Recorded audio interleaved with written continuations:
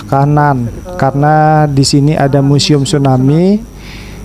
Dan tepat di depan museum tsunami ini udah termasuk area lapangan belang Padang, guys.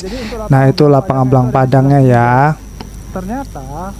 Nah, lanjut lagi kita jalan terus aja dan kita harus nyebrang, dan ini adalah lapangan belang Padangnya. Kita bisa masuk lewat gerbang ini, guys, meskipun ada portalnya. Nah, aku sempat juga jalan-jalan di pinggir area depan lapangan belang Padang untuk lihat-lihat aja karena di sini lapangannya bersih, guys ya.